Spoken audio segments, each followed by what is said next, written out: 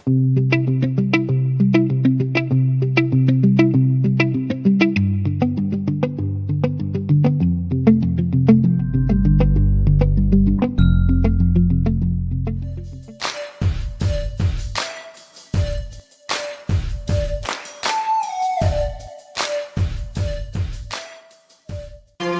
time to take a TO with coaches Turner and O'Neill. Produced by Kurtis Cross and engineered by DJ Krissy. It's time to take a TO with Turner and O'Neill. Your new favorite podcast features conversation from the world of high school, college, and pro sports, along with other riveting content. Connect with us on Facebook and Instagram at Turner O'Neill Podcast and on Twitter at Turn On Podcast, or visit www.turnerando'neill.com. Listen on Apple Podcasts, Spotify, Amazon Music, iHeartRadio, Buzzsprout, and more than 15 podcast platforms. We also invite you into the studio each week via YouTube. Subscribe and watch each episode on our YouTube channel at Turner O'Neill Podcast. Thanks to our premier partner, Ray Cruz and MCF Mortgage. Our partners, the Tamara Cusick Team, Dynamic DJ Entertainment, Healthy Baller, and Insurance Alliance Group, LLC. Our sponsors, O'Neill Development, LLC, Next Level Lacrosse, A Squared Home and Office Solutions, Collins Funeral Home, and Peace Players International. And our donors, Winsight Media, Gene the Barber, Body and Beyond Wellness, and Justin O'Neill. Take a TO with Coach Turner and O'Neill is produced by Kurtis Cross and engineered by me, DJ Krissy. Now we welcome you to today's episode as we take a TO with coaches Steve Turner and Casey O'Neill. Here's your host, Kurtis Cross. Ladies and gentlemen, welcome to Season 2, Episode 7 of Take a TO with Turner and O'Neill. I am Kurtis Cross, your host, and with me as always is Coach Steve Turner and Coach Casey O'Neill. Our esteemed engineer is DJ Krissy, and together we welcome you into the studio for this week's episode.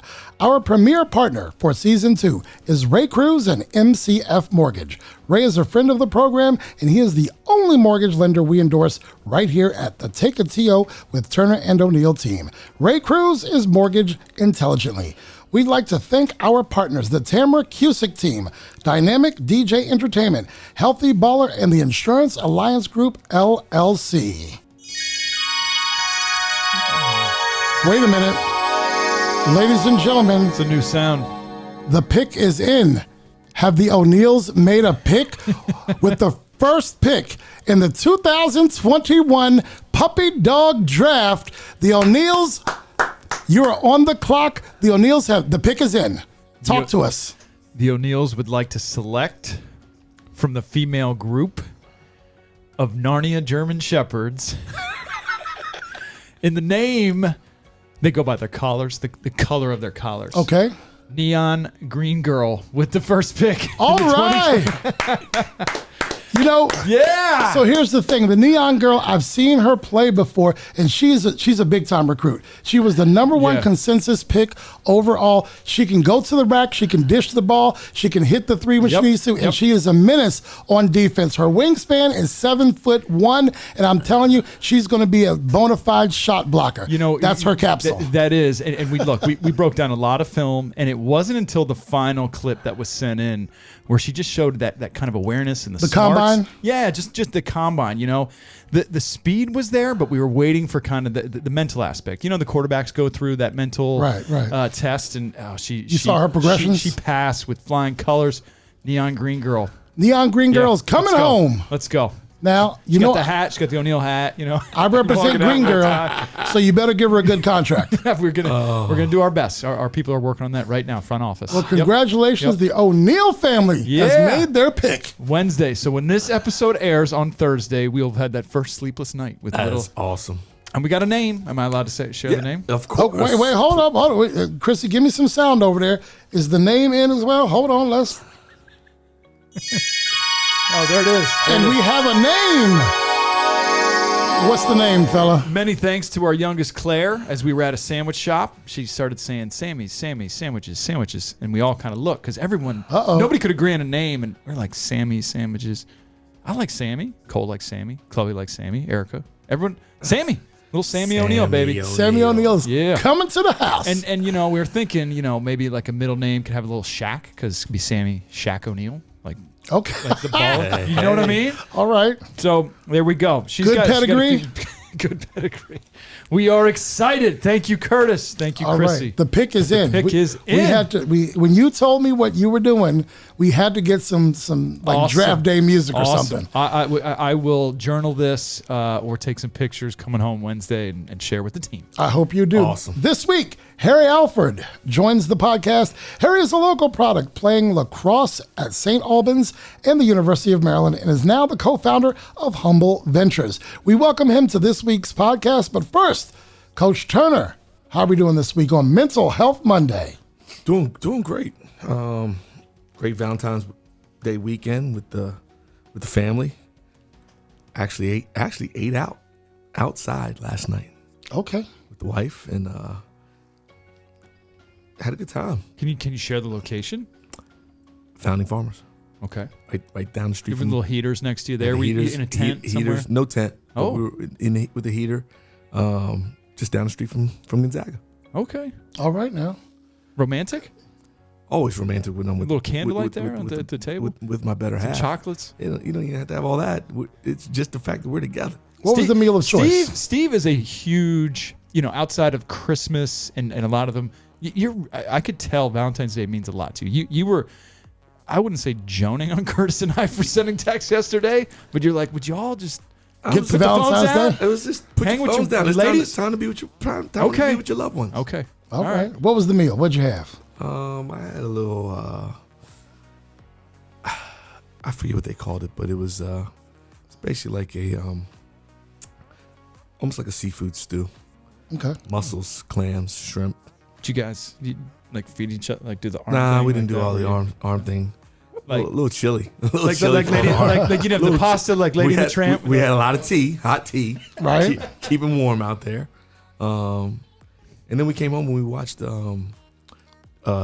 Judas and the Messiah. Okay. I've been seeing the advertisements for it. Very good movie. I highly recommend it to everyone. And the night before, we actually watched One Night in Miami, which is an unbelievable story. Really?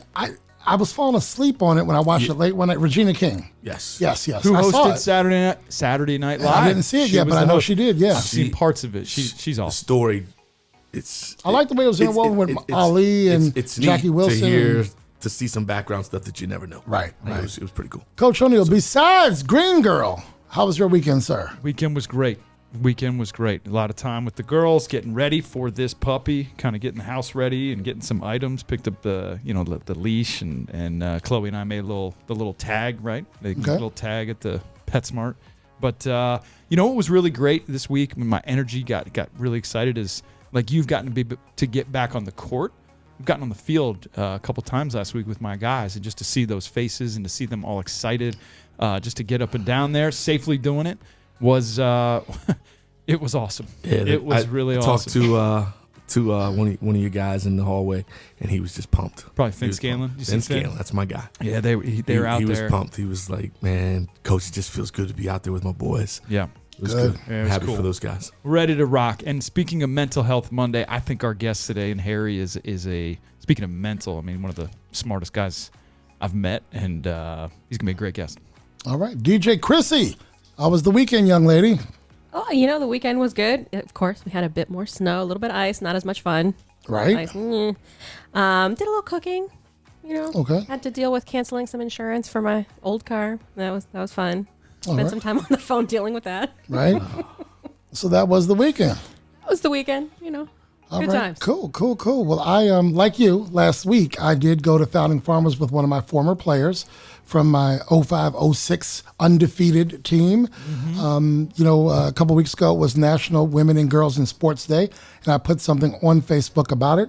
And she said how thankful she was for those times, and we should get together. So me, her, Paula, Adam, Chelsea, and her parents, we got together for dinner at Founding Farmers in Tyson's. Oh, that's awesome. We did that. So that's how it was. Before we go to break, I want to thank Coach Turner and O'Neill for their Week 6 interviews. Head back to Week 6 and check out last week's episode on your chosen podcast platform or YouTube. Let's hit our first break. We will be back with this week's headline. Body and Beyond Wellness is acupuncture and wellness consulting. Our peaceful oasis is nestled just outside the Washington, D.C. Beltway. Our acupuncture treatments, workshops, and other wellness offerings will have you feeling restored, renewed, and revived.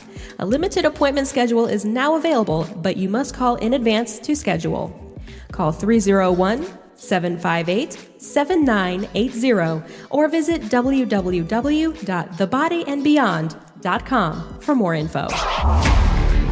Take a TO with Turner and O'Neill can be found on more than 15 podcast platforms. Listen to us on Amazon Music, Apple Podcasts, iHeartRadio, Buzzsprout, Spotify, and other podcast platforms. Tune in on your preferred podcast platform. Be sure to listen, subscribe, and spread the word. Take a TO with Turner and O'Neill records weekly with episode drops each Thursday at 11 a.m. Take a TO with Turner and O'Neill would like to thank our friends of the program: Shane Benson, Todd Bradley, Paula Cross, Susan and Brendan O'Neill Sr., Daniel Richard, Noah Richard, Andrea Terrones. If you would like to become a friend of the program, go to www.turnerando'neill.com and click Become a Friend.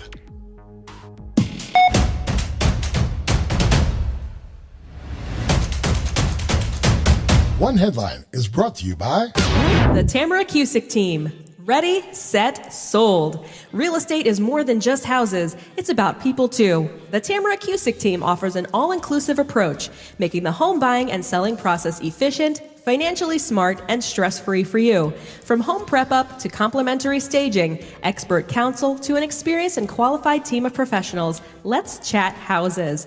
The Tamara Cusick Team isn't just a partner. They literally sold us the home where the Take It To You broadcasts from each week. Visit www.tamara4homes, that's the number 4.com, or call 301-780-4663. Portions of the podcast were previously recorded. Now, back to Take a TO with Turner and O'Neill. Welcome back to Take a TO with Turner and O'Neill. Today's episode is brought to you by Ray Cruz and MCF Mortgage. This week's headline: has David Culley inherited a broken down franchise in Houston? And I guess there's a part two to this question. We know the Rooney Rule. We know that minority coaches, in my opinion at least, have not gotten a fair shake in terms of the interviews. This guy gets an interview. He's a minority coach. He's with the Houston Texans. But someone like Urban Meyer gets Jacksonville with plenty of money and the number one draft pick. Like, did they pigeonhole David Culley? I hope not. And when I saw this headline, yes, I think he's getting a pretty messed up situation.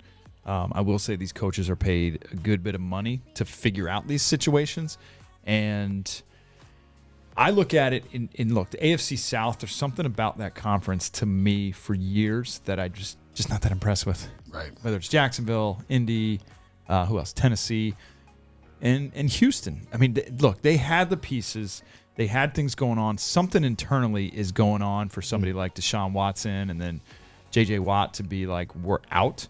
But, look, I don't think Tennessee, I don't think even Indy. Indy's got their own issues in this conference as well.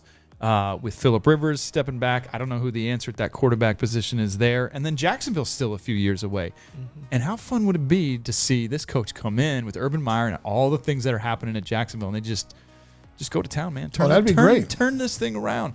And I could look. It feels like the city of Houston is. We were just talking about this before the show. They're getting more weather down there. They're just getting hammered with rain and everything going on. They always get the hurricanes. It'd be nice to see the Texans to do some things, but I'm pulling for the man. Coach Turner, David Culley, is he inheriting a broke-down franchise and doesn't have much of a leg to stand on? I mean, J.J. Watt's gone. Yep. Deshaun Watt's out. And those are two huge weapons. Who's their QB down there? Who's at QB? Mm-hmm. Deshaun Watson. I'm sorry. If he's gone, who would be? Oh, who is at QB? I'm sorry. Jeez. And I didn't even look up where they fit in the draft order. It's got to be somewhere in the top 10, number one pick, right? They could probably get a quarterback. What'd they do? They went like 3-0 and then went like 2 and something down the stretch. And if they do trade Deshaun Watson, I mean, they're not going to just hold out. They're going to get some pick. They're going to get a lot of things. Right. If they do in fact honor his trade request, which they say they're not. We'll see. But you can get a lot for that. Right. I mean, just listen to people talk about it. Sorry, Steve. Go ahead. No, I mean, you've kind of answered the question. But I think he's definitely inherited something that's a mess. Right. As Casey said and alluded to earlier, is that there's something going on in the franchise that's not being talked about.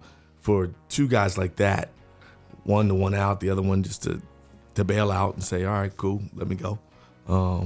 Something is really wrong, and I hope for this young man, for this man getting his opportunity, that he doesn't walk into something that just is short-lived. And, but then on the positive side, okay, maybe there is some opportunities to kind of start fresh and build your own thing. Identity. Right. So I think he has to look at it in the positive light, and that if they are gonna honor Watson wanting to be out, how do we make this really, really work to our benefit? And how do we make sure we get in the draft and get the right person and be able to get some other folks or even some other picks? Oh, they're going to get a ton. Taking advantage of a potential trade. So I think Watson's as much as he's walking into some mess, some dog poo, right? He's got an opportunity to make this also shine. And when you release somebody like J.J. Watt, I mean, imagine the cap space and the money I think they're going to be in a better position. Not that they were in, but to grow and build around some young guys. What if Watt goes to Pittsburgh with his brothers? Sure, might as well. That's another story there up there in Pittsburgh. Right. All right. And ladies and gentlemen, that is your one headline. Gene the Barber, located in downtown Silver Spring. Gene the Barber has been in the business of making you look good for more than 20 years. Kids cuts, adult cuts, men and women. Gene has the experience and style you're looking for. Contact Gene the Barber for an appointment by calling him direct, 240-687-7253. Our producer uses Gene the Barber, and he's available for your next barbershop visit as well. Call 240-687-7253 and tell him Turner and O'Neill sent you. Building your brand is an important part of your business growth. By advertising with Take a TO with Turner and O'Neill, you'll gain the exposure and brand recognition behind our podcast. In Season 1, we reached a total of more than 100,000 listeners, viewers, subscribers, and website visitors combined. Your company will benefit from our popularity online and during the podcast. Advertising with Turner and O'Neill equals exposure on Google Podcasts, Amazon Music, iHeartRadio, Spotify, YouTube, and more than 15 listening platforms total. Inquire today and let's partner to build your brand. The Starting Five is brought to you by Insurance Alliance Group. Manages the gap between damage appraisal estimates from your insurance company and what you are rightfully owed based on your policy. They work on behalf of policyholders with claim assistance and disputes to maximize claims. Insurance Alliance Group serves as professional advisors and trusted advocates. The Insurance Alliance Group handles business and home property loss. Request a free claim review with the property loss professionals. Insurance Alliance Group. Visit us at insurancealliancegroup.com or call 866-574-4773. Portions of the podcast were previously recorded. Now, back to Take a TO with Turner and O'Neill. The Starting Five.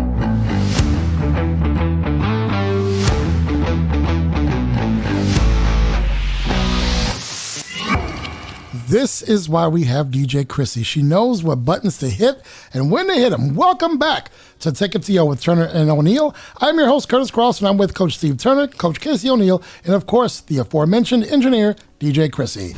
We are up to our weekly Starting Five. 5 questions asked of each coach. They've never heard these questions, and they each have 30 seconds to answer each question.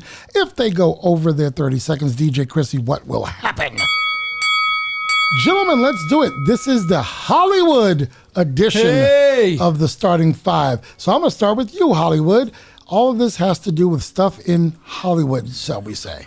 You are trapped in the locker room. WCAC championship game. To get onto the field or the court, you can have one comedian tell you one joke that makes you laugh. How are you going to get on that field? Who's that comedian? It's a great question. And on my Pandora playlist is Comedy Icons Radio. Okay. And there's a former writer for Saturday Night Live. We just mentioned that before about Regina King. His name is John Mulaney. Okay. And I've heard of him. He's hilarious. And when I let my drive sitting in traffic coming home from work, oh, you're looking at that button already. I saw you look at that button. It's John Mulaney. I answered my question. Ding away. He's funny. Look up some of his stand-up. He's hilarious. And by the way, we have Mr. Sean Parker. He was asking me a few questions while I was waiting in line to pick up Chelsea. I'm like, I could turn this into a starting five. So he asked me, this was one of the ones he asked me. So what comedian you have to laugh to get on that court? Can I guess for you? him? It is AU. You were in the locker room at AU. You cannot get out. And so somebody makes you laugh. Now, what comedian is writing that joke? There's a lot of them. Okay. So you're not getting stuck. There is a bunch, but For me, I got to go back to the cassette tape. Okay. Richard Pryor? Nah. He'd be one of the top five for sure. I know what I'm guessing. He could make... Man, Eddie Murphy, delirious. Yes. Bro. Okay, all right. I was thinking Sanford and Son. I was thinking Fred G. Sanford. Eddie Murphy, man. All right. I want to hear the barbecue and the big fire. Right. Now that's a fire. The boomerang. Boom. That's Aunt Bunny or something? Aunt Bunny. Right. Yes. That's what you want to hear? I want all that. Comedy Icons Radio on Pandora. I mean, and they're all like 4 or 5 minute, five the longest. little quick ones? Quick, just. And then, or give me some Bernie Mac. Oh, my. Ooh, that's a good one. Oh, my. Give me some Bernie Mac. All right. Steve, we're coming back to you. We have an auto race, and you must pick which car you're putting your money on. Do you choose the General Lee, any of the cars from Fast and Furious, Greased Lightning, or Tom Cruise's car in Days of Thunder? And I'm going back to my childhood. Okay. Give me the General Lee, baby. Just some good old boys. Bo and Luke Duke. Give me the no harm. Give me the General Lee. What's up with Uncle Jesse? But if I had to pick a car that you didn't say, Okay. and give me Kit, Knight Rider, baby. I did not add Knight Rider on here. Give me Knight Rider. Oh, that would be my choice. Knight Rider. Without fail. You know who's gonna pull you over? Roscoe Pico Train. Train. All right, what you got? You going? We can throw Knight Rider in there, so you would go Knight Rider. I would have gone Knight Rider. All right. All right, I love that answer. I love that show. Love Knight Rider. I am not choosing Tom Cruise. I'm not choosing Greased Lightning because I don't think that thing could go very fast. I'm gonna go. This is in honor of my boy Cole down there at Clemson. He loved these movies when he was a kid. All right. Fast and Furious, baby. All right. Too fast. Too furious. All right. Coming back to you. You need protection from a hitman. Uh-oh. Who are you choosing to get you out of this bind? Al Capone, The Godfather, Dirty Harry, or John McClane? Those are great. Those are great folks. But I'm gonna go with my man, Dirty Harry. You gonna get you out of that jam? Yeah. Just because, I don't know. I'm just in awe of that man. So, Dirty Harry. All right. Who are you picking? Are you picking Al Capone, The Godfather, Dirty Harry, or John McClane, as we all know from Die Hard?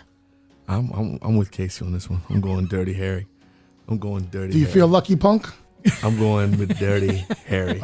No ifs, ands, or buts about it. Great. Who would you go with? Who would I go with there? There's only one other person, though, that I would have done if you didn't have him on the list. I don't know, John McClane. I'm a Die Hard fan. Who would you go with? Charles Bronson. Charles Bronson. You know what? I'm looking at that, and I know he is a Charles Bronson fan, but I decided to keep it, in this wheel, 1970s forward. Sure. Charles Bronson, he has seen better days, but Charles Bronson's a bad boy, wasn't he? Hey, bad boy. All right, coming back to you. You were in a street fight, and you get one teammate in any of their characters. So whoever I mentioned, it could be any of their characters that they played. That was the tough guy. Sly Stallone, Vin Diesel, Danny Trejo, or Steven Seagal? I'm going with Seagal. You going with Seagal? I'm going with Seagal. I'm going with Trejo. I'm going with I'm going Danny Trejo. I'm going Seagal. All right, where are you going, Sunshine or Hollywood? Sorry. I'm going Sly Stallone. Which one? Whether it was Rocky. Oh, Rambo. Rambo? John Rambo. Let's right. go. Nobody. Not only would I take him there, but then I'd take him as my hitman too. I'd bring him along with Dirty Harry. Be a force to be reckoned So you with. picking him over Dirty Harry? No. Okay, No, of all course right, not. just making sure. But just in a fight, yeah, Sly Stallone. All right, you want Sly. Who was the last thing? Who did you just say that you'd go with? I said Steven Seagal. Yeah. I don't know. What about John Claude? Nah, not over Steven Seagal. He turned out weird. And where is Steven Seagal? I haven't seen him in a movie in probably 15, 20 years. He's still out there. I don't think you want to Google where he is or what he's doing. I don't want to know. Because you yeah. can't unsee that, whatever that is. I just think he's... All right, coming back to you. Well, Krissy, who do you pick? We never asked you. Street Fight, who's She's your going teammate? Sly Vin Diesel. Stallone, Vin Diesel, Danny Trejo. I know who she's picking, or Steven Seagal. Me and you are together. We definitely are. I'm going Danny Trejo. Going Danny Trejo, baby. He's just beating up everybody. He scares me too. He scares me. Did you know that he has like a bunch of restaurants, like burrito restaurants or something like that? He has like idea. a chain of something I like did that. not know that. All right, who coaches your Hollywood championship game or match? Denzel in Remember the Titans, Gene Hackman in Hoosiers, or Mickey, Rocky's trainer? Just three? Just three. I'm going to go Denzel. Remember the Titans. Such a good movie. Such a good movie. I love the way he had to adapt, adjust. Obviously, clearly different times when, Gene Hackman was in a pretty old-timey back there, but I love the way Denzel, and then he kind of learned to work with his assistant coaches, brought the guys together. It's Denzel. He said, tighten up that defense, boss. And I love the soundtrack in that movie is fantastic. He ran a tough ship. Who are you going with, sir? By the way, Danny Trejo lives in California where he has multiple restaurants, including Trejo's Tacos, Trejo's Cantina, and Trejo's Coffee and Donuts. Woo. So he's diversifying. So Gene Hackman and Hoosiers, Denzel, Remember the Titans, or Mickey, I think it was like Goldman or something, Rocky's trainer. You know Mickey. You remember Mickey. I remember Mickey. Yes, you do. You gotta catch the chicken, Rocky. You have to chase the chicken. I would probably go with Denzel on this group that you have. Right. But I probably would still bring in my own on this one. Now bring your own. I'm going with Coach Carter. Coach Carter. All right. From Richmond High School, but not Richmond here. Yes. Richmond, Indiana, or was it Richmond, California, or something? Yeah. I didn't think about Coach Carter. With Coach Carter. Played by Samuel L., right? Yes, sir. Yes. From the Rocky movies, my favorite part of the Rocky movies, not that this has anything to do with these, is when his wife is in the hospital and she tells him, you know what you could do for me, Rocky? Because, she's on her deathbed. She's like, when? And here comes Mickey. Well, what are we waiting for? From the hospital. Ladies and gentlemen, that is your starting five. The starting five.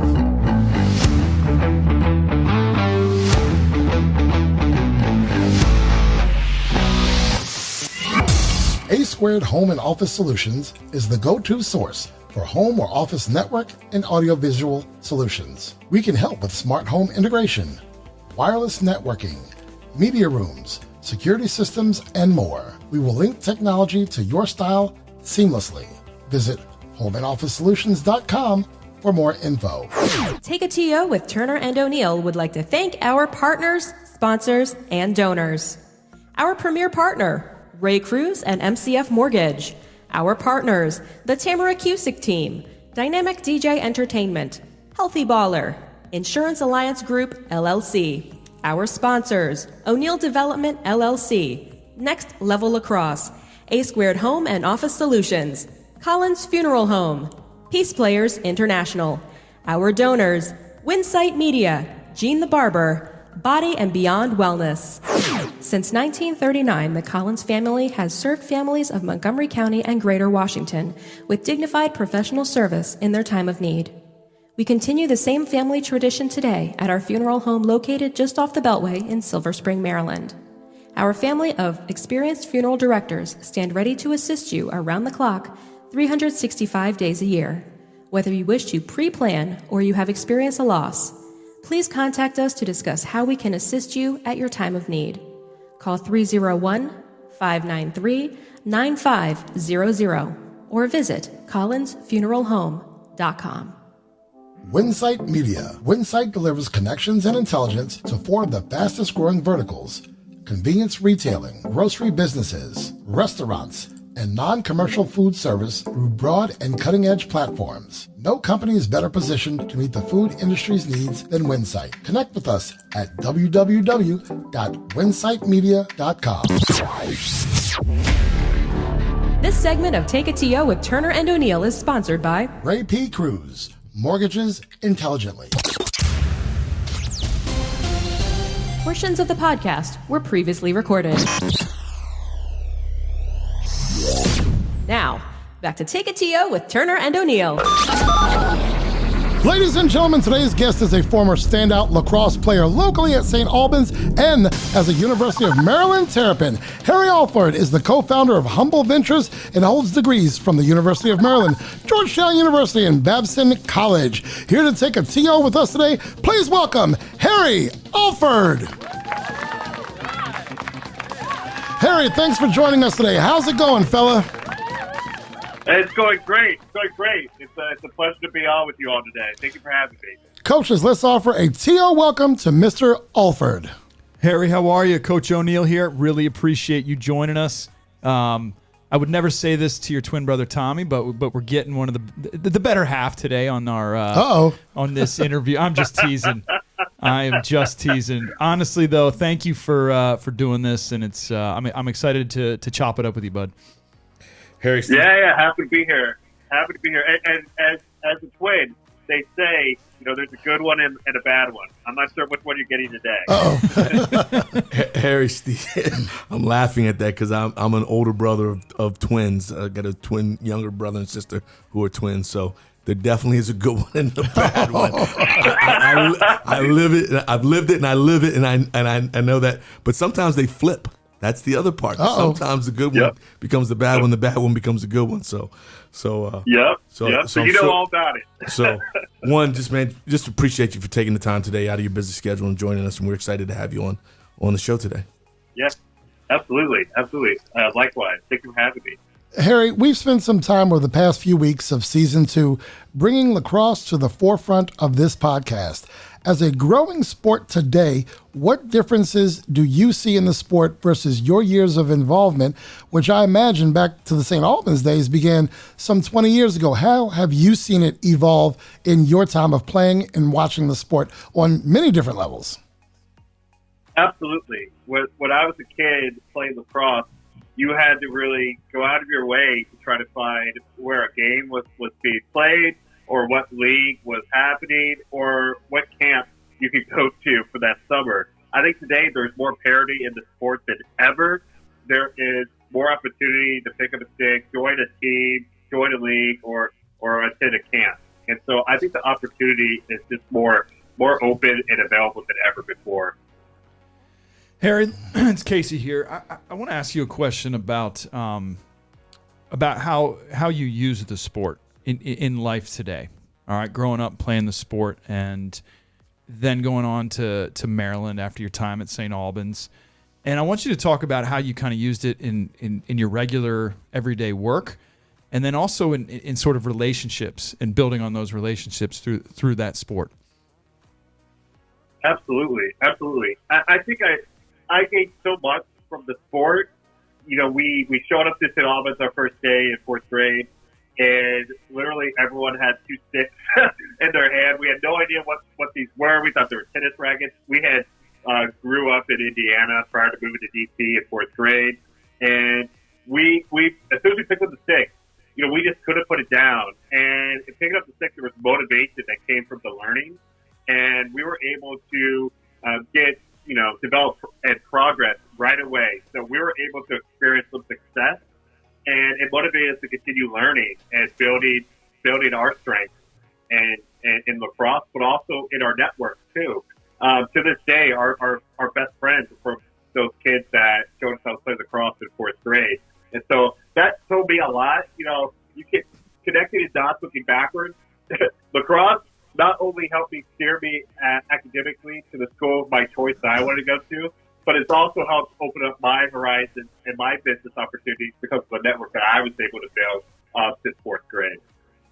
It's funny because this is Coach Turner here. It's funny because you kind of just answered the question I was going to ask you first, was kind of about what opportunities have come your way through the game of lacrosse.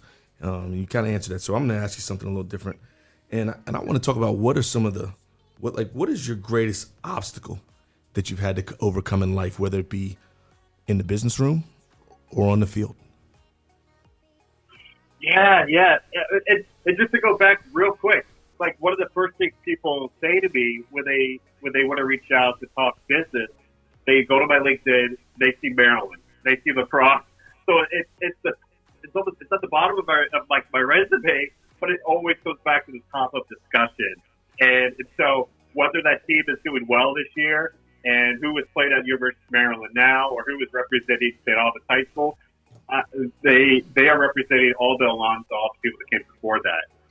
Going down to this question about what's the biggest obstacle I've ever had to face, I think it's just a bit about humbling myself to the data.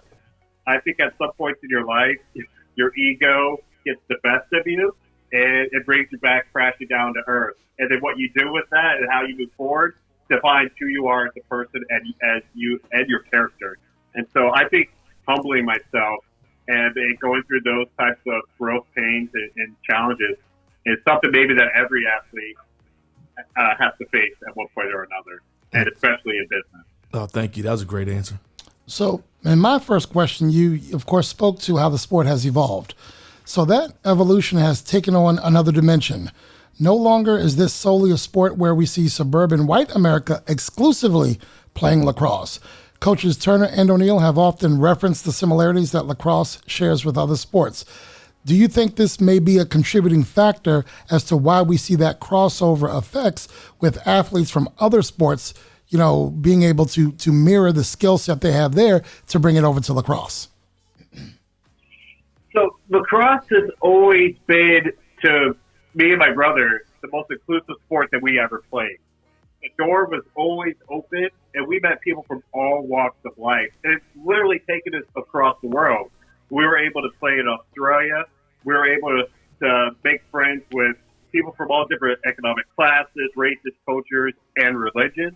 Whereas playing middle school basketball, it was a starting lineup of 5 black dudes from 6th or 8th grade. I stopped playing after 8th grade, and with football, I don't know if our network ever grew from that or taking us across the country. And so I think lacrosse, I think a lot of people are starting to realize that it opens doors and also that it is more inclusive than what the public narrative makes it out to be.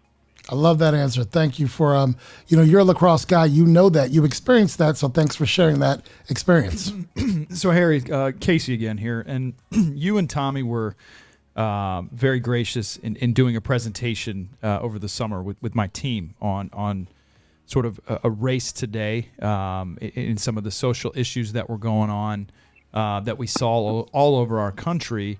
And you guys not only presented to us on a Zoom meeting, but I believe the University of Maryland, University of Vermont, and I think a few other presentations. Can you talk a little bit about the presentation you guys put together, how that came about? Because from what I understand, it was kind of on a whim or on a fly, and you saw some things that were happening, and boom, you put this together. Can you explain a little bit to the audience about that presentation and how that's going to continue to go forward? Yeah, absolutely. It was after the murder of George Floyd in May of 2020, and we immediately, for 9 minutes, I took a pause and or I took a beat, and I was like, what can I do immediately right now where I can educate or impact a community that I know that I have direct access to. And so I immediately texted Coach Tillman at the University of Maryland. I said, hey, Coach, are you coming out with a statement around Black Lives Matter? If so, how can I help? And he said, yes, Harry, this is exactly what I needed to get over the hump. I've been mulling this over. Can you help me with this? And so I did. And then Coach Tillman reached out again. We had over like a 2-hour conversation. Me, him, and my twin brother Thomas, who also played in Maryland. And we talked about coming in and speaking to the team. And then that got publicized, and it went on. We spoke to Gonzaga, University of Vermont, UMass Boston, Jacksonville, other high schools and colleges. And the whole gist of what we wanted to talk about was talk about what's happening right now in this snapshot in history, because being aware of what's happening around you can inform your ability to lead your team, lead your family, lead your friends in really uncomfortable dialogue. And so we wanted to provide this kind of space, a brave space for student athletes to be able to hear our perspective on what's happening, but also the historical context of what has led to this moment, to George Floyd's murder, but also actual steps going forward. And so we put together a presentation. We gave a little bit about our experiences playing lacrosse as Black kids and also our lifestyle. And we think it's had a really good impact. And we received a lot of good feedback. Absolutely. And look, I remember the night well, and the way you and Tommy presented to the young people in our program. And again, as you said, very uncomfortable conversations, but you slowly, made them feel just a little bit more comfortable with the Q&A, the presentation, and them being more comfortable with being a little bit uncomfortable. And look, personally, I would love to see, you guys come back and talk to our kids again as a follow-up, because as Coach Turner always talks about, we have these conversations and then boom, we go away from it for a couple months and it's just forgotten. And then boom, here we go. Another situation, another just injustice. So love to see you and Tommy continue with that. And again, thank you from the bottom of my heart for doing that for our guys. Well, thank you. Harry, Steve here. Looking over your bio, I saw something that fits where we are right now in this year. It's Black History Month, and you're the grandson of a Tuskegee Airman. Talk to our listeners about what you were able to learn about from your grandfather and his experiences, and I can only imagine how proud you and your brother and anyone in your family are of having him be that person in your life that was a part of history. Give us a little bit about that. Yeah, his name was Charles DeVoe. He was the father of my mother. He grew up in Indiana, and he wanted to fly. He wanted to serve his country. And at the time, it was segregated. Military was segregated. And he was able to, through FDR, be able to go learn how to fly at Tuskegee. And he was one of the original 5 Tuskegee Airmen. He commanded the 301st Squadron, led, I think it was like 52 missions, including D-Day. And so then he came back home, and he became a professor at Indiana University. And so he's always had an impact on my life just because he's an example. He's a shining example, and he's a pioneer. And I think it was always good for me to know that it's okay to go down a path that's been less traveled. It's okay to play lacrosse. It's okay to start a business of your own. Go take the corporate route. And so it was almost as if we had permission to go out and lead a different path than what we were expected to. So I'm always thankful for that, and it's taught me, I think, the type of lessons that I would be able to pass on to my sons. I have two little guys, and so I hope I can be as a shining example as my father was to me. That's awesome. Harry, Casey here again. We just spoke about your grandfather, and outside of him and a few others, and just for the audience, you mentioned you played football, you played lacrosse, and obviously a twin and very close with Thomas. But who are some of the other influencers in your life, whether it be through sport, life, work? Just talk a little bit about those people and why they influence you. Great question. The people, and it's funny, the people that are still involved in my life since I was a kid or at St Albans, they were the coaches. The coaches that really got me. I feel like they understood the type of promise I might have had, or they knew that I was what I was capable of. So we always had a good rapport. And you know this as successful coaches, like you get along with certain guys for certain reasons. Maybe you see something in them that reminds them of yourself. And so it was one of those people was Jesse Hubbard. Jesse Hubbard was a St Albans legend, and he went on to play at Princeton. He went on to play in the Major League Lacrosse and National League Lacrosse. He owns a lot of records, but he was one of our first coaches. And the best thing about that was usually you're told to, like, you know, kill your idols. Like, you never want to beat your idol because, like, they will let you down. But Jesse never let us down, especially because all the equipment that he was able to give to us when we were youngsters just starting out playing lacrosse. When I came out of University of Maryland, I started the first public school lacrosse team in D.C. at Woodrow Wilson High School. Yeah, you did. And this is right after the financial crisis. There was a lot of kids transferring in that couldn't afford private school anymore, but all had a lacrosse background. And then there was also a diverse group of kids that wanted to learn lacrosse. They were literally centered around, in the center of, like, GDS, St Albans, Murray, Sidwell, all these schools played lacrosse. And I was just like, they need an opportunity to play. And so we fielded that first team with equipment that Jesse Hubbard gave to us as a youngster. And so we were able to put together a whole team of 20 kids with the equipment that we had growing up. And so I think that Jesse had a huge impact on my development, but also on other generations of kids. And I think that's what it's all about. That's about the legacy that you leave behind. Great answer. Thank you for that. Harry, I got, as a black man in today's world, I've got a young black male son who plays the sport of lacrosse. Talk to another kid that looks just like him, looks just like you and your brother, who's thinking of potentially picking up the stick. Talk to him about some of the advantages and things that in the places it could take him. That wonderful stick, like how different it is than the experience of being the kid in the inner city who goes and plays hoops or just goes and plays football. Explain to them why lacrosse could be a great avenue.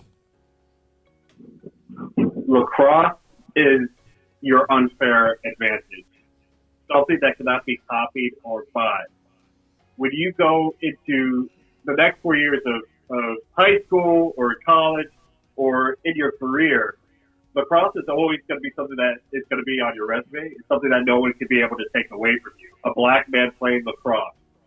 You're going to stand out everywhere you go and for all the right reasons. And believe me, the first thing I tell my friends when they ask me about, should my son be playing lacrosse? Should he be doing this? My first answer is, hell yes. I love it. It's going to take you places that you never thought it could. I knew if I continued playing lacrosse, if I continued doing wall ball, if I continued to do all the things that no one else was willing to do, that I would be able to go to the school of my choice, have the run of the litter, and be able to be able to contribute, hopefully, to a winning team. And so, if you're a black boy considering playing lacrosse, it's a hell yes. And what organization?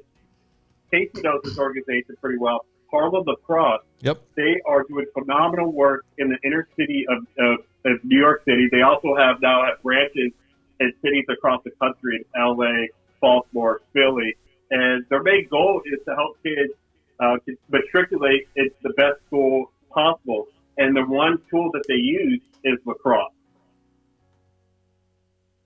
All right, thanks for that answer. So tell us about Humble Ventures. Yeah, so Humble Ventures is a firm I co-founded 5 years ago. I was working in early stage venture capital, and one thing that I noticed was that founders of color and women and other types of segments that were traditionally overlooked were falling through the cracks. They didn't go to Harvard Business School. They weren't a white male, and they didn't match the pattern recognition of my managing director. So I set out to co-found Humble Ventures with my partner, Ajit Verghese, who's also from St Albans. Humble is a venture development firm that drives innovation forward in partnership with startups, investors, and established enterprises. We have a focus on diverse founders and those building solutions for diverse audiences. So we provide consulting to large Fortune 100 enterprises. We run programming such as accelerators, innovation challenges, and incubators. And then we bring in diverse founders into those programs because we believe that inclusion is inextricably linked to innovation. Love it. Love it. Thanks for the work you do on that. Harry, Steve here again. Of course. On your Twitter, you've got a quote in the background. We are living our adventure. Talk to the listeners and tell them what that means to you. So I try to have a thread of my family in every type of thing I do. And that one is related to my wife. That is a picture I took on one of our first trips we ever went together on to Puerto Rico. And that was on the wall of the vegan Airbnb we stayed at. and also had no AC, and I was sweating my ass off. And there is a quote. I'm just going to paraphrase it from Bill Murray, the actor, and he says, "For you to know if you're with the woman of your dreams, go and travel to the most dangerous place in the world with her and see how you feel after that." And having her drag me through, a whole week of adventures in Puerto Rico, I thought that picture was apt, and she ended up becoming my wife not too long after. I'm glad you asked that. No, I love it. Thanks, Coach. So, Harry, more or less a statement than a question to you. So Steve had asked you about that choice of playing lacrosse, and I want the audience to understand that when you made that choice to play lacrosse, you and your twin brother, Tommy, you chose the most difficult position that the sport can offer. So one thing here, Kurtis, Harry was an All-American goalie. And to stand in that cage. Why goalie? I want to know that. And speaking back to the good twin and the bad twin, sometimes those dudes that get between the pipes, they're crazy. Like, they're insane. And he was an All-American goalie to get in there and then to do it in the ACC and to do it, around the world and take these shots 90 to 100 miles per hour.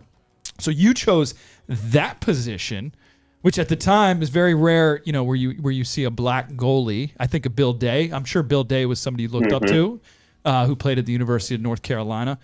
But then Tommy was a face-off guy. So the two hardest positions in our sport, the Alford brothers chose to do and do it at the highest level. So he went I'm right giving you into a shout out. Right into the teeth of it, huh? Right into the teeth of it. All no, right. but yeah, so unbelievable. So more of a statement that, I'll play the game, and then you, of course, play the hardest position, and your brother wins those face-offs. And I remember going against you guys, not playing, I'm a little bit older, but coaching my guys against you, and just how proud I am of you. And a shout out to your brother Tommy, who's been an assistant on my staff for 14 years now, one of the most loyal coaches, and I'm just grateful to you and your family, my friend. Oh, I'm grateful to you too, and I'll get back to that in a second about how grateful I am for you. Going back to why I played goalie, there's something up in the gym or in the weight room at St Albans that says, do today what others won't, so tomorrow you can do what others can't. Mm-hmm. And that's essentially why I chose goalie. No one else wanted to be goalie. And no one else wanted to be goalie. And it was like fifth grade or something, we were deciding to go and play select lacrosse. We played for McLean growing up. There was only like a handful of teams to play on. And it was McLean, like Lake Braddock, other Fort Hunt, stuff like that. And I knew that I would never leave the field because I would be the only goalie. Mm. And so that's why I chose it. It was just like, wow, like no-brainer to me. And then Thomas actually started, like, he played defense. Like, he was like in fifth and sixth grade, like he was one of the bigger guys, and so he was an enforcer on defense. I remember he had the gold ultra alloy shaft and a black turbo head. He broke the head on a kid's head, a kid's like face the first day of practice, and we're like, Tom, you're gonna get a lot of penalties. And so he soon switched to offense. But having a peer like my twin brother be just as good and just as motivated as I was to play at the highest level possible and to see it come true, it's a dream come true. And he scored in the last game, one of the last games of our career. He scored in the Final Four against Duke. That's something he always wanted to do, and we're able to accomplish a lot together. So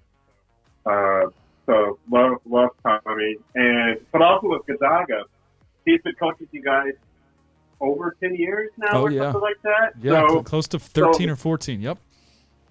Yeah, I know more about what's going on at Gonzaga than I do at my alma mater. So Gonzaga's like almost like second family. It's kin to me, and to be able to see what you've been able to do, Casey, it's just been phenomenal. I appreciate that. Thank you so much, Harry. I've had cause to call several Division I lacrosse matches, and all I can say about the goalie thing and the face-off thing, you guys are just a different breed. You're just a different breed. So, kudos to you for that. So, Harry, here we go. We have something here on the podcast called The Starting Five. Each coach must answer 5 questions that they've never seen or heard before, and they get 30 seconds to answer each question. Now, I'm only going to ask you one, so if you don't answer in 30 seconds, our engineer, DJ Krissy, is going to hit this button. So you only have 30 seconds to answer. Are you ready, Mr. Alford? I'm ready. As a University of Maryland alum, you have one game to win a national championship. Who do you want to coach that game, Brenda Freese or Gary Williams? Brenda Freese. Oh, I love that answer. I'm a former women's basketball coach on the high school and college level. I love that answer. Why Brenda over Gary? I think women coaches are just phenomenal. I volunteer coached 1 year at Towson University for the women's team, and I think they have a different perspective and worldview, and they offer a lot to the game and sport that they respectively coach. Brenda Freese, her track record says it all, and she's still coaching at the top of her game. So, no question, Brenda Freese. No question. I love it. He is sure of his answer. There was no wavering. Harry, we do thank you for taking a TO with us today. Please tell our audience how they can connect with you and your social media sites and how they can find, your brand. Yeah, you can find me on Twitter at Harry Alford 3. You can also find me on LinkedIn, Harry Alford III. And I'm happy to connect with anyone who listens to this and wants to learn more about being a black kid playing lacrosse, or if your kid should play it, or just want to talk business. Happy to connect. Harry, the best tweet, or was it Instagram that I saw in the last week was one from you. And in that tweet, you said Henry Alford Sr., or I can't remember who it was, never graduated or never got past a certain grade, and now his grandson has 7 degrees. Did I read that correctly? Yeah, you did. You did. I believe my brother might have shared that on social media. And yes, absolutely. But, if they could see, how far, their blood has come, and I think they would be really proud. And so we're fortunate to have parents like Harry Jr. and Kay to be able to teach us all the different lessons of life. And so we're just very thankful and blessed. Well, thank you for being a part of that legacy. I'm sure there will be some descendants that will get some degrees that will in some way make you proud as well. Ladies and gentlemen, taking a TO with us today, a big thanks to Harry Alford. Thanks, Harry. Thanks, Harry. Thank you, big time. Thank you. God bless you, buddy. Thank you all. Thank you. Bye. See you, bud. All right. We certainly appreciate having Harry Alford here as one of our call-in guests. Lacrosse is taking more of a center stage here, Mr. O'Neill. But DJ Krissy, let's have a word from our sponsors. Next Level Lacrosse. Train like a Spartan. Next Level Lacrosse is dedicated to providing a terrific lacrosse experience that is intensely focused on player development and character formation. Players at all levels will improve significantly through professional coaching and carefully designed training programs. We stress proper technique and a tireless work ethic, from beginning programs to rec leagues, travel clubs to summer programs. We develop the young and experienced players alike. Next Level Lacrosse has a rich tradition of running the best middle and high school lacrosse leagues in the DMV area. You will find us at www.nextlevelspartans.com or call 240-497-1460. We invite your questions, comments, and show ideas. Simply go to www.turnerandoneil.com and click Submit Your Idea.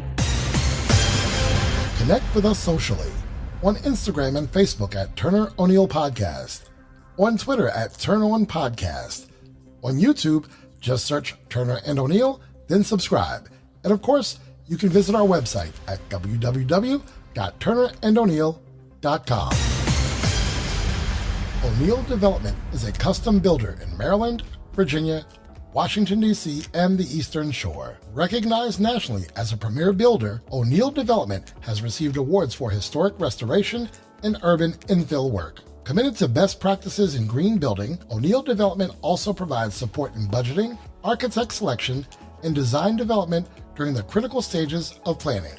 O'Neill Development, building, remodeling, and development since 1975. Find us at www.o'neilldev.com or call 301-840-9310. This segment of Take It To Yo with Turner and O'Neill is sponsored by... From Washington, D.C. to Ocean City, Woodbridge to Columbia, Richmond to Virginia Beach, the hottest DJs are right here. The Mid-Atlantic Professional DJ Association. Current social distancing does not allow for event gatherings in the traditional sense.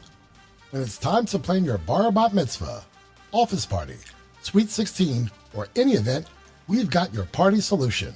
Dynamic DJ Entertainment is your virtual event experts. Our virtual events division has perfected an entertainment experience like none other. We bring the celebration to you. Contact us for virtual trivia, office parties, nightclub nights, or any event. Dynamic DJ Entertainment is your virtual event solution. Visit www.mapdja.com or call 301-942-4500. Portions of the podcast were previously recorded.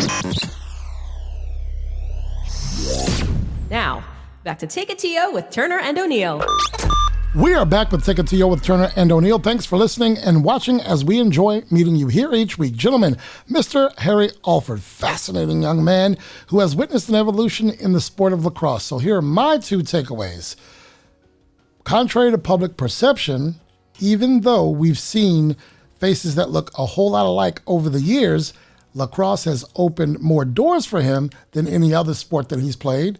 And you guys know this. We've talked about this before. Coaches have impact. People remember their high school coach always. No disrespect to the college coaches, but depending on the sport, these kids may stay 1 or 2 years. Whenever you talk to someone, whenever I hear an interview of an athlete who made it big, he or she goes back to, Mr. Thompson, my high school coach. They always go back, and he mentioned his high school coach, a name that I feel like I've heard before. Yeah, so, he was talking about a lot of the different coaches and then mentioning that one of his mentors, a young man, that Jesse Hubbard, who was a few years ahead of him. So Jesse played lacrosse there in football I feel at like St I've heard Albans. that name. Jesse went on. Jesse Hubbard is considered one of the top 10 all-time lacrosse players in the field part of it, not the indoor game. But Jesse, is somebody that came back and gave back, and I love the part where he said that, careful when you meet your heroes because they might not be what you thought. Right. Jesse, of course, walked the walk, talked the talk, and came back, helped him start that public school team at Wilson High School. I mean, how awesome I was that? forgot about that, and I'm so glad that Harry brought that up to start the first DCIA school to have a lacrosse program. Now we have about 4 or 5 in the area. It's only going to grow. I don't know if people understand how darn good he was as a goalie. I mean, he's All-American. He was All-ACC. I mean, just a stud. Heck of a football player, too, and his twin brother, Tommy, as well. But I love the consistent guest we have come on here and just how, humble they are. They have humility, but just how driven they are. And then, you ask them the questions about people that inspire them or, how hard they need to work. And boom, they don't even waste any time. They go right into their answers. And I just think he's such a great person for young kids to listen to. Like Steve, as you mentioned, young people that look like Harry and are interested in getting into the game. And man, he told you, get into it. Heck yeah. Just go for it. Here's the thing. He spoke about that. He spoke about the program over at Wilson, but he talked about, I think all the guests that we've had seem humble to me. Yeah. Because if not, David Vanderpool told you, it will humble you. The sports will humble you. Yes. So I think we've had some successful, athletes and people in the real world outside of athletics here on the show, and they all seem to have that one thing. They didn't wait for the sport to humble them, Sure. or they're at the point where they've already learned that. Mm-hmm. And Harry seems like a pretty humble guy and doesn't mind sharing the love, sharing the knowledge, and encouraging people to do what they do and to consider lacrosse. And real quick, to go back to the presentation that we had mentioned, this summer when he reached out to Coach Tillman, I love that he didn't just sit around. He said, you know what, I got to do something. I got to figure something out. And boom, here they are talking to college lacrosse teams, predominantly white teams, about Black Lives Matter and about the injustices going on in our country and in our world, and making that conversation, which is tough and uncomfortable for teams and kids to hear, but making it comfortable in a setting where voices can be heard. It sounds like Tillman needed to hear from. That's the push he needed. Yes, he needed the push because those coaches were, what do we do? And so, I saw them reach out to Coach Tillman and to the University of Vermont and Jacksonville and some other programs. I said, how can I get you in front of my Gonzaga lacrosse players? And boom, they sure enough did it. Coach Turner, your takeaways from our interview with Harry Alford. I mean, I think the big one for me is just how the foundation that was forged for them as kids. I mean, I think this has happened with all our guests, how it goes full circle.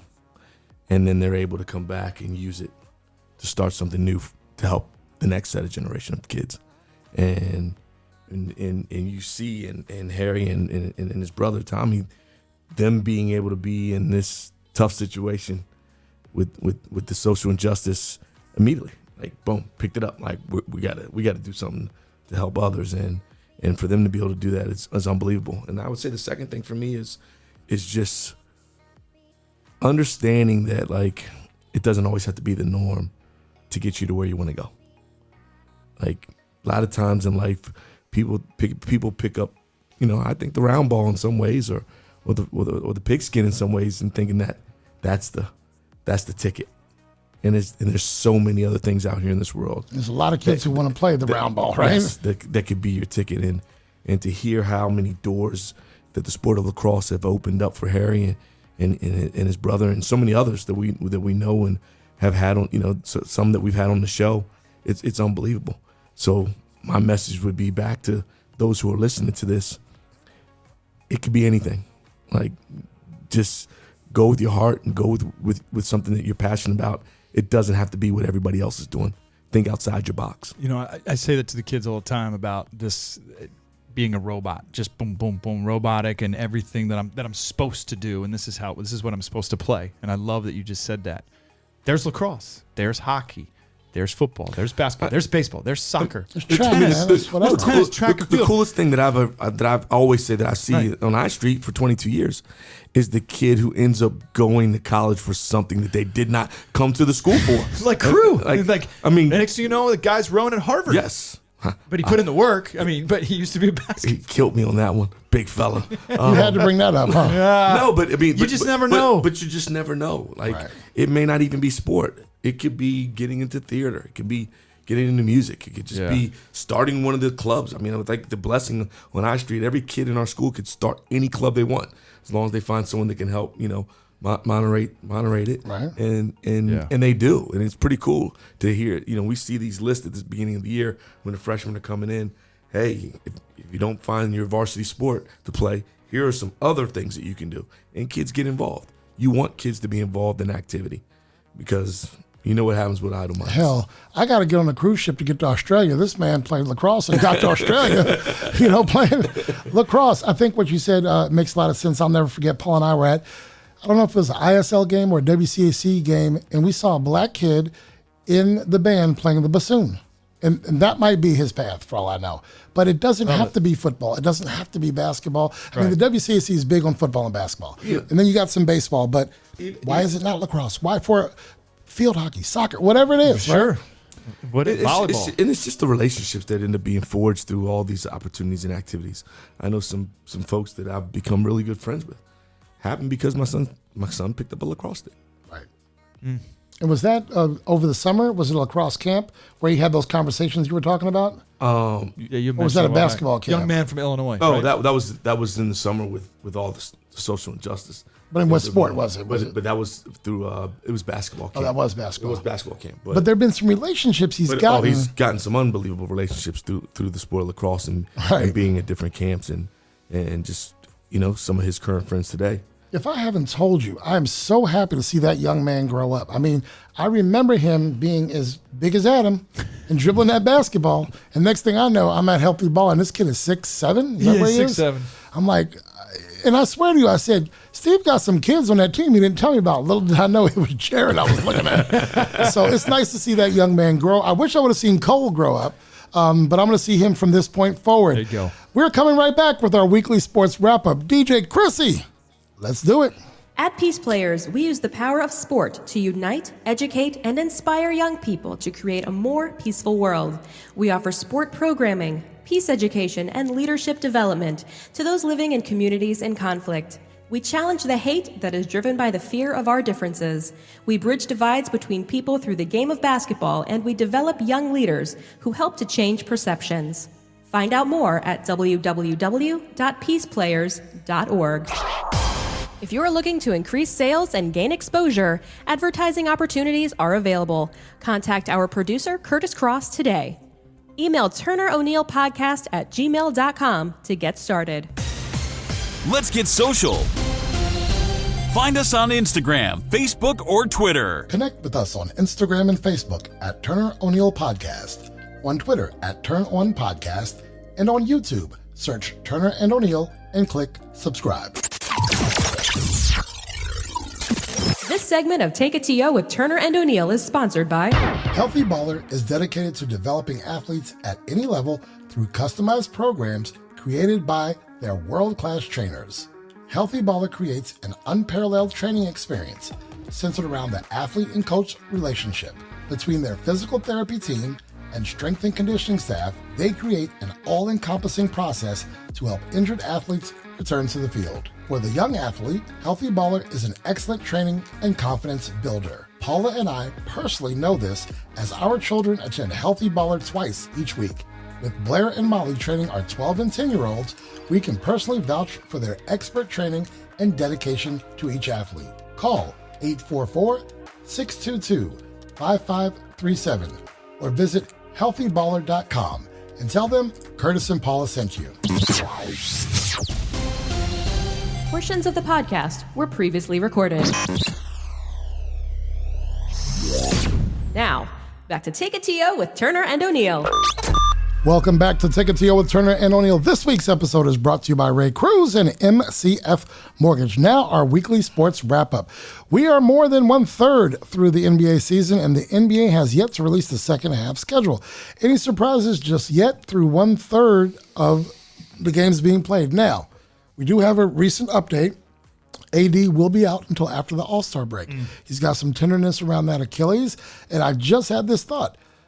Detroit is moving away from Andre Drummond and Blake Griffin. I don't want Blake, but Andre can get us a bunch of boards. They sat both of them down and said, we're moving towards Jared Allen, so this might not be for you right now. So maybe we get Andre Drummond on the cheap. But what are we seeing after 1/3 of the season, sir? Celtics and Heat seem to be underachieving to me. Okay. I don't know. Agree about the Celtics underachieving. I think they're going to be in the thick of it. I think it's going to be a 3-team. I'm just talking about right now. They've lost about 5 of the last 7, something like that. Lost to the maybe Wizards. 7 of the last 10, something like that. Well, Lost to the Wolves. They maybe? they don't seem like they're on the same page. Agree with you in the Heat. And the Heat, I said the Heat, but Butler was hurt. But I also said that I thought the bubble was the bubble. I didn't know that they would be that same team. Right. In a regular you said season. that. But based on what they did in the bubble, they're underachieving. My surprise in the East, and it's not like they're above 500, but they're playing at 500, is the Knicks. And the Knicks are kind of surprising me. They are surprising me. Julius Randle's having a season right now. In the East, the top 8 teams, you're going to probably have 2 or 3 that are below 500. Mm-hmm. And so the Knicks are probably going to get in there. I meant to say Sixers, Bucks, and Nets, I think, and probably Celtics are in that range. Mm-hmm. Top 4. It's those, and then Really, the Nets, they're playing. Can KD stay healthy? But in the end of all of it, I think they'll have something to say. They play no defense. Just saying. All right. You were gonna mention Randle as well? No, I think he's reinvented himself. I think he's done an unbelievable job in reinventing his game. And he's not doubling it all the time, but he's 28 and 9. He's 23 and 14. Changed his body type, right? Changed because he was a Zion type before. Grew his skill set, right? Exactly. Shooting the ball so much better now, and there's more finesse to his game. Yes, with the body change, he's so more fluid, right? Exactly. In terms of ability to do things. You just mentioned Zion. I didn't realize he wasn't. I always figured he'd be 6'9", 6'10". No, he's like 6'6". Yeah, 6'6". He's not a big young. I mean, not tall. Like Charles Barkley kind of type, right? Right. I can't believe that. It flew over my head when he was playing at Duke. I just thought he was the biggest, baddest dude that there was. So big and bouncy. Right. Yeah, he is. Utah's looking really, really good right now. And the Suns. That's a surprise to me out west too. The Suns. What about them? That's a surprise to me. They're decent. Oh, they're doing so well. They're doing okay. Well, they got good pieces. Yeah, they do. They do, and they did well in the bubble. Which, as you've said, the bubble. You think that elevated the Heat's game, but I think Phoenix found their youth there. They were able to make some mistakes, but did they make many? They peeled off like 12, 13 in a row just to make it to that play-in game or whatever, didn't they? I think CP3 is the key to that. I think we're sleeping on him. I've never been a huge fan. I would agree. I think. What did he do with OKC? I think he's been put in a situation where he can be the big brother. Yeah, absolutely. In Houston, it wasn't that. It was he couldn't. Right. He couldn't be the big brother. But in OKC, he could be, and look at what they did. OKC, he did the same thing. Right. Now he's doing it again with the Suns. Right. I think he's in the perfect situation for who he is as a player. But that's and a surprise to you for them to be. I think last I checked, they were 5 or 6 seed, right? Yeah. In the West. Mm-hmm. West is so much better than the East, and that's going to be a heck of a playoff. But it is what it is. Yeah, and I think his assists are still there. I'm not. But he's in that role where it's worked for him. He keeps everybody happy. In situations when he's got to go do his thing, he gets to do his thing, and he could be on the bench leading them as well. And I think he's just helping some really good players who are in that next generation of superstars. I agree. Become the best versions of them they can be. They're the 4 seed right now. The Clippers are the 3rd seed. The Jazz are just head and shoulders above everybody right now. Giannis and them are surprising me. The Celtics, I'm with you on that, Steve. The Hornets are exciting to watch, by the way. I agree. I liked with Giannis and them was I felt like when they added Holiday, that was going to be a piece that they need. That was a missing piece that they needed. Right. By the way, several months ago when the coaching carousel was going round and round, you said that Doc might be what the Sixers need. Well, they find themselves in first place as we speak. So, Doc Rivers, I was watching some clips of some games 15, 20 years ago, and Doc was behind the mic, and I had to explain to the kids, that's Doc Rivers. Right. He had more of a voice then. I think coaching got even more hoarse. Let's switch to the NFL. We are now in the offseason. Pick a few teams that you believe are nearly there and what they must address in the offseason to take their next steps. I have a feeling I know one of the teams you're going to talk about, but I want to hear you say it first. Would it happen to be in Western New York? It would happen to be in Orchard Park. It might be in Orchard Park. I truly believe that the Buffalo Bills are one more playmaker on offense, and then defensively they are very close. But JJ Watt, one more, that'd be a great fit. That blue collar dude up there in Western New York playing there with the Bills. I like that one. The colors aren't that much different. I would love to see them come through and take down the Chiefs next year, but I think the Ravens are an interesting team to see how they go forward. Right? They've been knocking on the door. Everyone has been sort of giving Lamar the business because they finally won that playoff game. Yeah, they did. But they have some of the pieces there. I think our Washington is a little bit closer. We're closer. We're 9-7 maybe next year. But 3 other teams. Seahawks are kind of in that Houston range with kind of some of the shade that's coming out of that program there.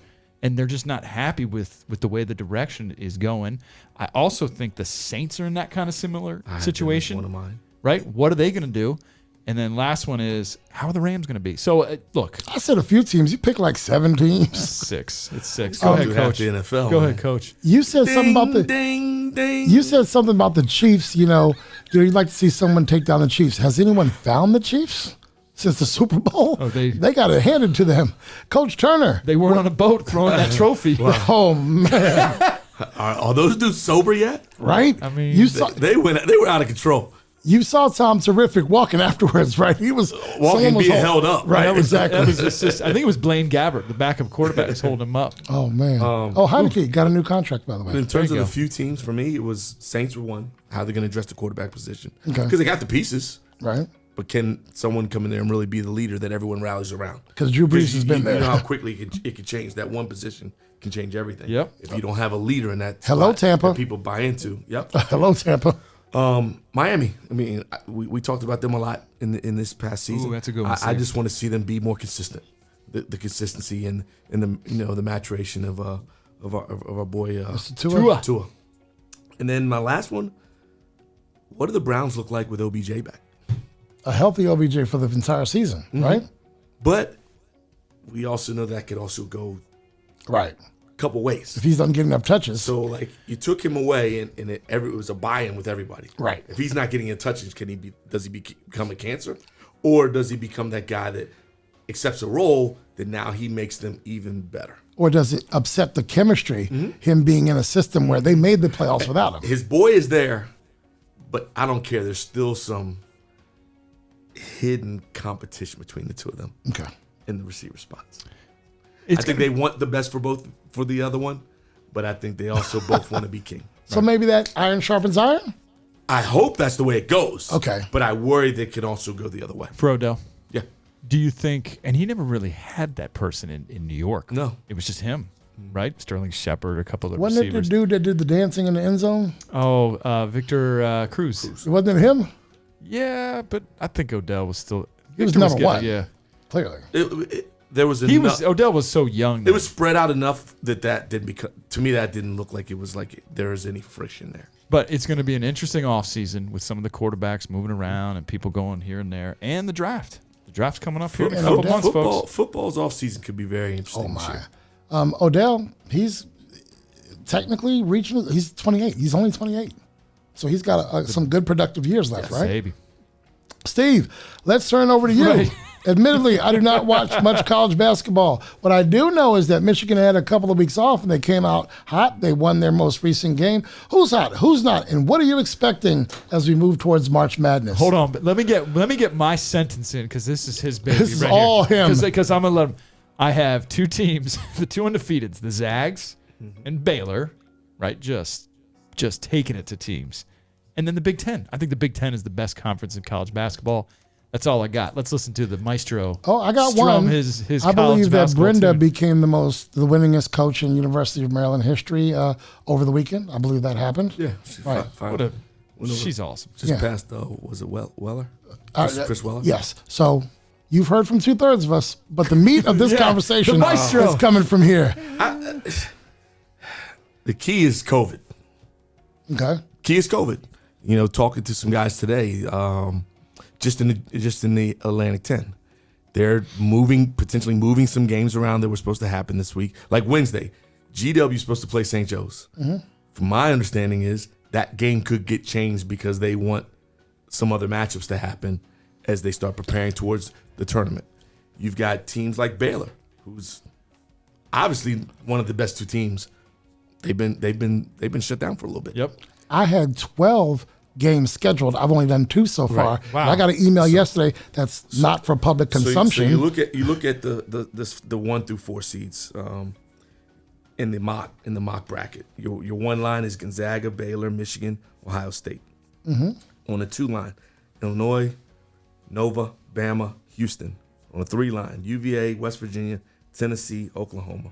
And on that 4 line, Iowa, Texas Tech, Texas, Missouri. Not a lot of hearing about ACC. Nope. Big East. Nope. No. SEC. Right. Right now, man, Big 10, Big 12. I heard 2 SEC schools that you just mentioned, Big- Bama and Tennessee. Big The 10, only 2. Big 12. Got some teams. Big 10 is. And Big 10 right now, I mean, they could get some guys in there that are below 500 because they're just that talented. How crazy it is that North Carolina and Duke aren't even Kentucky. relevant at the well, yeah. Well,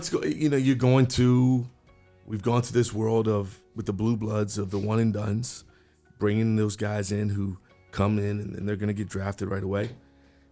I think there were some misses here in this class. Okay. And as you keep watching the game of basketball, it is revolving around what skill set? Shooting. I'm looking at these young men in the blue bloods. They're unbelievably talented basketball players who killed it at the high school level, Right.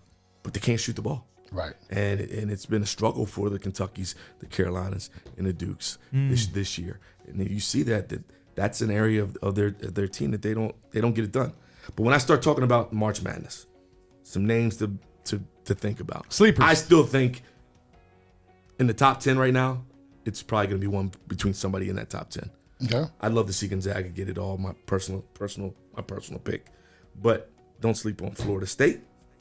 Interesting. Don't sleep on Creighton. Okay. Don't sleep on Wisconsin. And then the 2 little guys, Drake and Loyola Chicago, had an unbelievable series against each other. And those 2 teams, with the veteran play and running things the right way, could knock off some of these big boys in the early rounds of the Listen, tournament. you guys got to understand, you're getting this information straight from a basketball head, and we're maestro. delivering this for free. This is free. Hey. Now, if you come back and you need some more, we're going to charge you for that one, but this guy's giving you some nuggets. You want to see a smile bigger than Coach Turner on Christmas morning or Valentine's Day? Right? You get him at March Madness. That smile goes from about 90 to 120. Yes, sir. Comes up here. Let's I'm get him excited. there. It's only a few weeks away, but like I said, that's the thing is, can these teams that really got to get W's underneath their belt? Like I look at, fan of my own kid, Penn State, heartbreaking loss the other night by 1.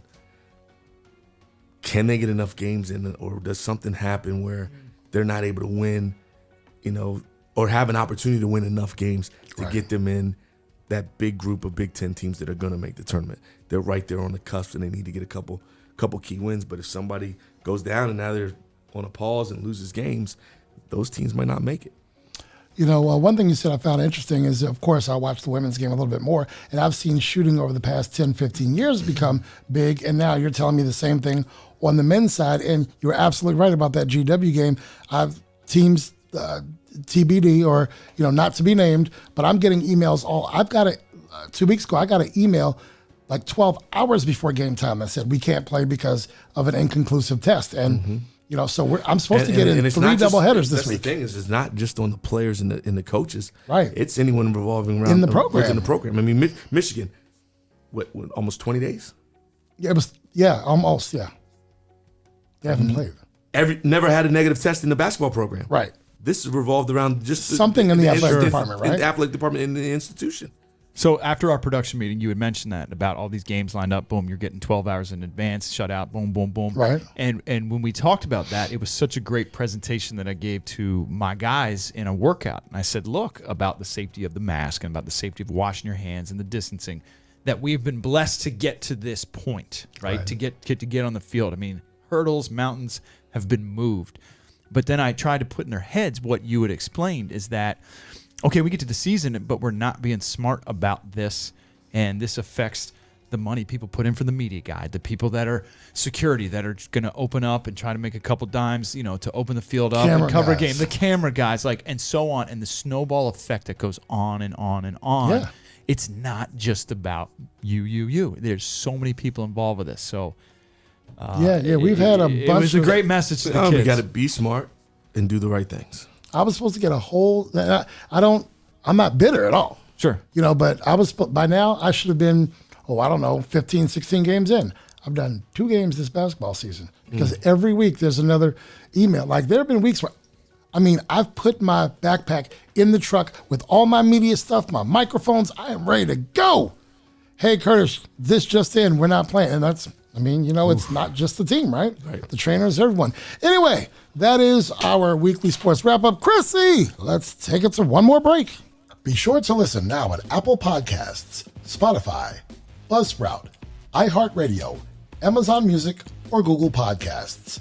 Download the app and subscribe to the podcast so you don't miss an episode of Take a TO with Turner and O'Neill.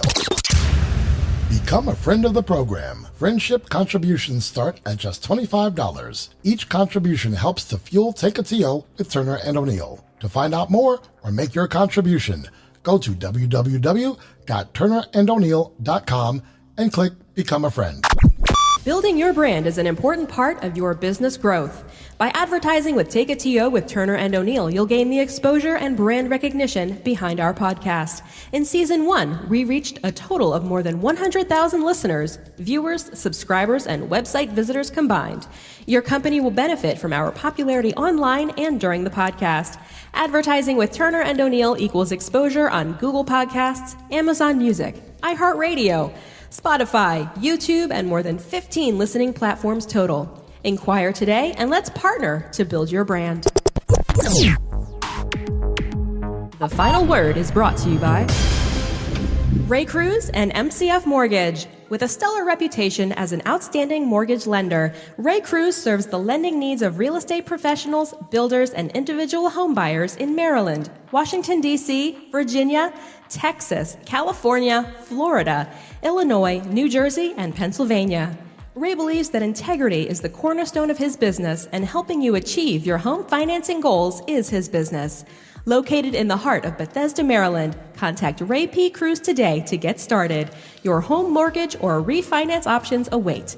Call 301-761-2278 or visit raypcruz.com.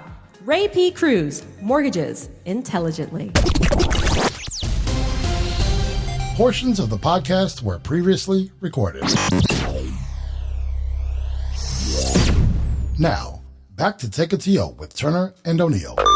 We are back, and now it's time for our final word, some thanks, and of course, our weekly quote this week, offered by Coach Casey O'Neill. We invite you to become a friend of the program. To do so, go to www.turnerando'neill.com and click Become a Friend. If you'd like to build your brand with our audience of thousands, go to www.turnerando'neill.com and click Partnerships. For as little as $25 per episode, your brand can be represented here and on 15 podcast platforms on YouTube and across our podcast network. To connect with us socially, find us on Facebook and Instagram at Turner O'Neill Podcast and on Twitter at Turn On Podcast. Subscribe to our YouTube channel and get the episode drop alerts. Now, when it comes to where you can listen, we've got you covered. Listen on and subscribe on Amazon Music, Spotify, iHeartRadio, Apple Podcasts, wherever you get your podcast content. Just search Take a TO with Turner and O'Neill. We invite you to subscribe. So what happens when we drop an episode? Just bam, it comes right to your phone. Boom. You don't even have to think about it. Just hit the button, bam, it's right there. It's like Emerald. Was it Emerald? Bam. Yeah, like... Drop the mic? Like drop the mic. Like I'm just minding my business, bam! Turner and O'Neill have dropped a new episode. In your face, hit the button, it comes on your phone, it comes on your Google machine, it comes on your laptop, your desktop. Bam! Where, say, Alexa, play. Don't get me... Steve Alexa, Turner's jump shot.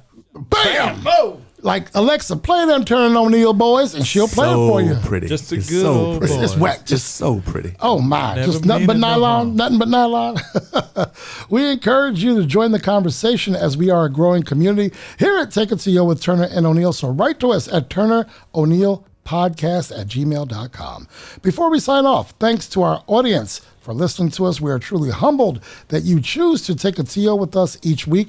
I must thank our engineer, DJ Krissy, you two gentlemen, Coach Turner and O'Neill, as well as Paula. Thanks to our donors, sponsors, and partners. We encourage our audience to support those who support us. DJ Krissy, any final thoughts?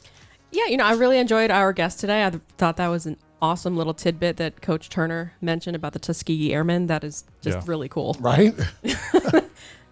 That's it. So we'll see you next week? I hope so. All right. Coach Turner. Hope so. You better be here.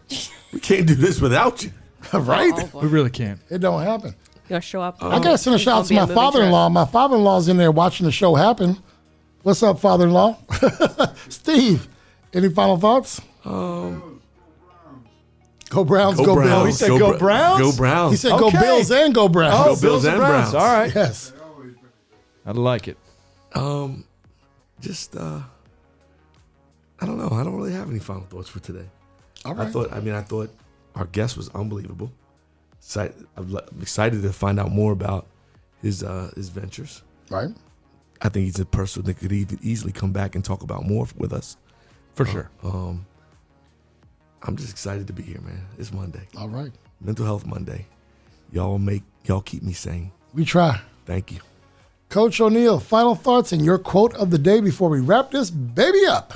Listen, Mondays are, what do you call them, Steve? Mondays? Mental Health Mondays. Final thought, great show. Thought it was smooth. Harry was amazing. When his brother Thomas hears this, I want to say thank you to him for being such a loyal assistant coach to me and just a good friend. So, awesome episode. Tonight's quote. You got something. Go ahead. Shout out to Green Girl. Shout out to, well, that's where I'm going with this. Okay, well, have at I it. was thinking about the quote, and I said, you know what? There's a lot of good dog quotes out there. So for our canine friends, these two quotes work together pretty quick. So you ready? The first one is from Josh Billings. A dog is the only thing on earth that loves you more than he loves himself. Mm-hmm. And the next quote from M.K. Clinton. The world would be a nicer place if everyone had the ability to love as unconditionally as a dog does. Let's love each other, everybody. DJ Krissy, pull that plug. Take a TO with Turner and O'Neill would like to thank our advertisers. Our premier partner, Ray Cruz and MCF Mortgage. Our partners, the Tamara Cusick Team, Dynamic DJ Entertainment, Healthy Baller, and Insurance Alliance Group, LLC.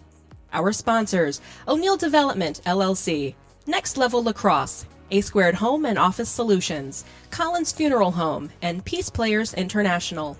Our donors, Winsight Media, Gene the Barber, Body and Beyond Wellness, and Justin O'Neill. Take a TO with Turner and O'Neill is produced by Kurtis Cross and engineered by DJ Krissy.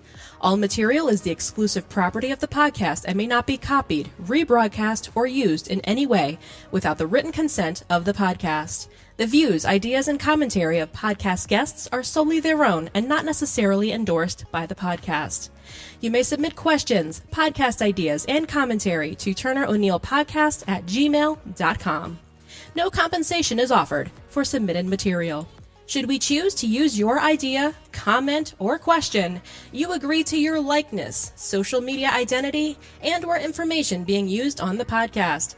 Take a TO with Turner and O'Neill is recorded weekly and distributed via Buzzsprout, Apple Podcasts, Google Podcasts, Spotify, iHeartRadio, and more than 15 podcast platforms in total.